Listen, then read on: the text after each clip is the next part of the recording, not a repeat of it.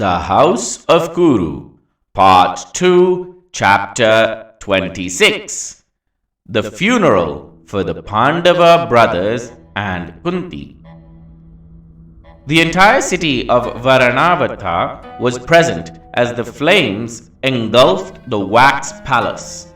All the citizens lamented, thinking that the sons of Pandu died in the palace built of wax.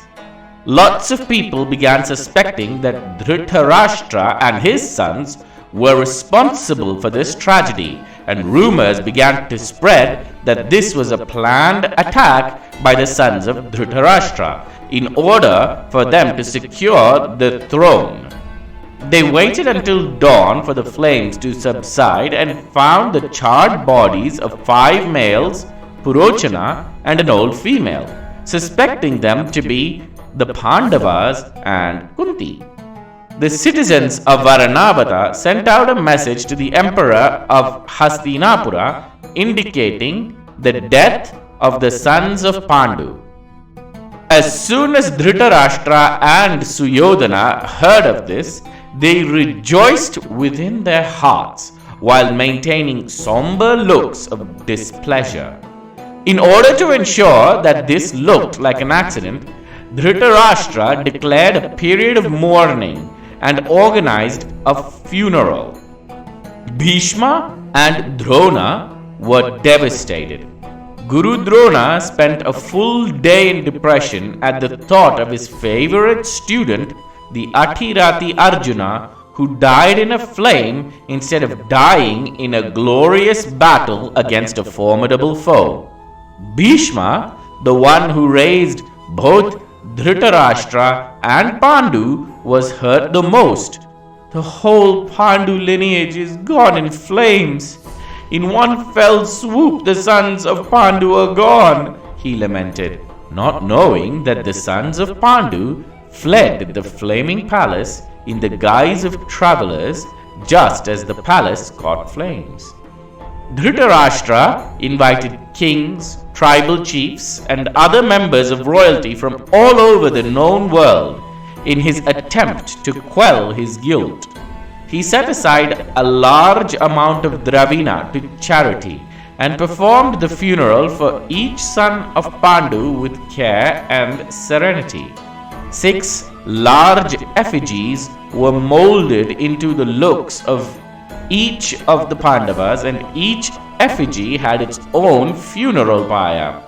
The large flaming arrow was shot from a distance to light the funeral pyre, and then the period of mourning began.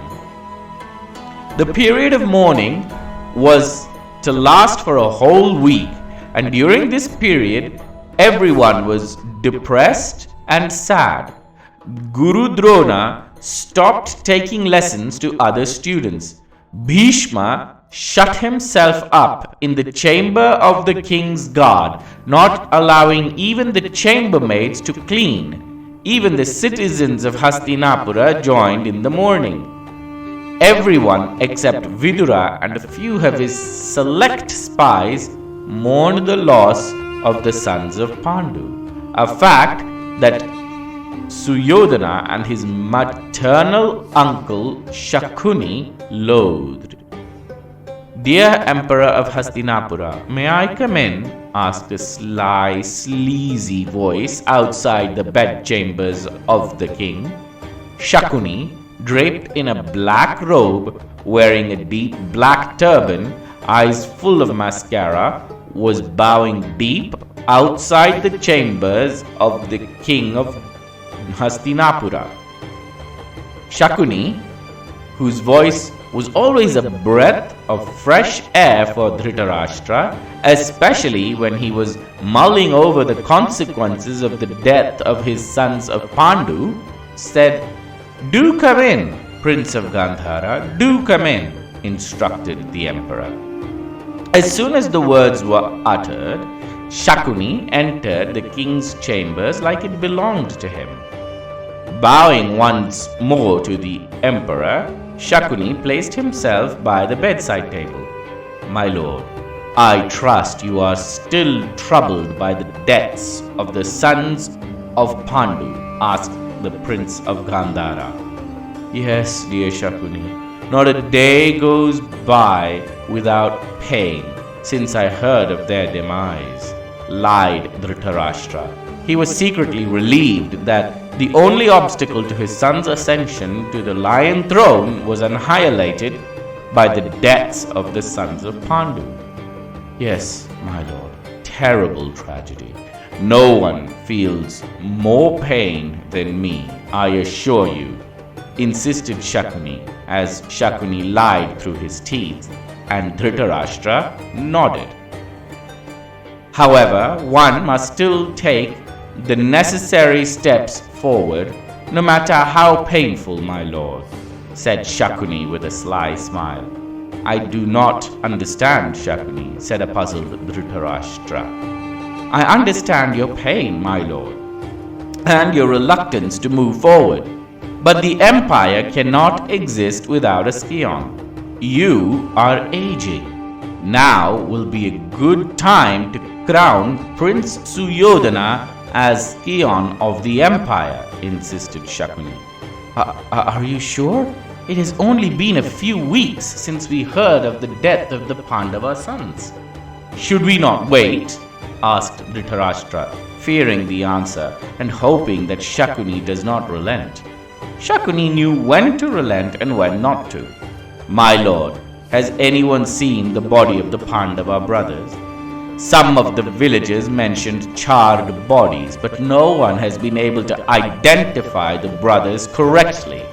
I have a very strong suspicion that the sons of Pandu escaped the palace and faked their deaths, said Shakuni, to a horrified look on Dhritarashtra's face. What? Are you sure? How can you be sure? Stammered the blind king. There was obvious terror in his voice that Shakuni both liked and encouraged. Shakuni suddenly got very serious. It's difficult to say for certain, my king, but there is one strong reason why I suspect they survived the fire, said Shakuni with a tone of concern, and Dhritarashtra leaned in. Tension spread across his forehead, and a small trickle of sweat slipped from his left ear. Well, go on! Don't keep the emperor waiting, insisted the blind emperor of Hastinapura, as Shakuni nodded and caressed his black beard. There is a demonic, man-eating cannibal, not too far from the city of Varavarta, known for his bloodlust and desire for human flesh. Even gods and deities fear it. Kings have sent armies to kill the monster, but the creature slaughtered any enemy with effortless ease. No human has ever been known to defeat it, and yet, just a few days after the Palace of Wax burned down, my spies tell me that the creature was brutally slaughtered. It was torn from limb to limb, with its spines snapped in half, as though someone enjoyed the killing, as though someone toyed with it before it was slaughtered. The creature goes by the name Hidimba, and only someone with the strength of Bhimasena can pull this off, said Shakuni, as Dhritarashtra listened in horror. Hidimba the Rakshasa is dead? I too have heard of his prowess. He was known to be invincible. Bhima killed him? Asked a terror-struck king. Oh, we can never be certain. But anything that can slaughter the mighty Rakshasa is no ordinary foe. And the manner in which the demonic cannibal was slain gives further reason for worry. If Bhima indeed survived the fire, he would be burning with a thirst for vengeance. And hence declaring your son as the scion of the kingdom would be the best move, your majesty, said Shakuni with a smile as Dhritarashtra nodded in agreement. Within the following week, Dhritarashtra made arrangements for his firstborn son to ascend the lion throne on his demise as the crown prince. Vidura, despite protesting, could not offer more remonstration lest it raise any suspicion about the sons of Pandu and whether they are indeed alive and in hiding. So with great reluctance he acquiesced to the coronation of the firstborn son of Dhritarashtra, and Bhishma carried out the coronation as Suyodhana, the crown prince of Hastinapura Empire.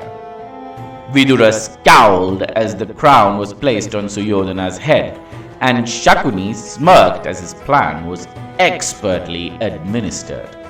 Your Majesty, as promised, your son is situated to ascend the lion throne. The sons of Pandu are either dead or in exile, and if they make a claim to the throne, the king's guard Bhishma will defend it with his life, further ensuring their deaths. So, there is no threat to either you or your son's ascension to the lion throne. I trust you are pleased with my counsel? Asked the wily Shakuni the very night after the coronation of Suyodhana was complete. Both Suyodhana, Sushasana, Karna and Dhritarashtra embraced the prince of Gandhara. Suyodhana showered him with precious jewels. Dhritarashtra offered vast swathes of land. Karna promised to fight any war or battle for him or his people, and Sushasana heaped praise upon praise to the black-draped Shakuni, all of which Shakuni rejected. My lord, it is my only will to serve you. I have no desire for wealth or riches. I am but your humble servant, he said, as he bowed deep when Suyodhana said, No matter what, Uncle Shakuni, you will always remain my trusted advisor and minister in this kingdom, said Suyodhana, and Dhritarashtra nodded in agreement. Though your work of bringing your brother to the throne was a masterstroke, O Prince of Gandhara, I feel that the deaths of the Pandava brothers were unjust. They were warriors and deserved a warrior death, not to burn in a palace while asleep, said Vaikartana when Shakuni cut him off. Karna, they possess weapons of destructions obtained through unfair means. The invincibility of Bhima, the weapon of Arjuna forged by Brahma, all these are not worthy of risk on the battlefield. This is the kingly secrets of political sciences. It's not meant for sons of charioteers to comment on, snapped Shakuni. With a slight wince, Karna nodded and began to look uncomfortable, trying to find a way to justify his presence. Suyodhana, sensing trouble, quickly motioned everyone to the wine table and insisted on all to drink to his ascension. So the sons of Pandu are exiled? The vile sons of Dhritarashtra have won the throne? How is this just? How is this virtue? How can the wise Vidura allow this? Asked Janamejaya. You must realize, Your Majesty, that if Vidura protested too much, suspicion about their death would be raised. Shakuni was already suspicious. Vidura chose the best course of action despite the lack of virtue. Sometimes one must know when to lie and when not to reveal the truth, said the Rajaguru Vaishampayana. Then how do the sons of Pandu win back the throne? Asked the young king. In time, my favorite student. In time you will know, said the Rajaguru Vaishampayana.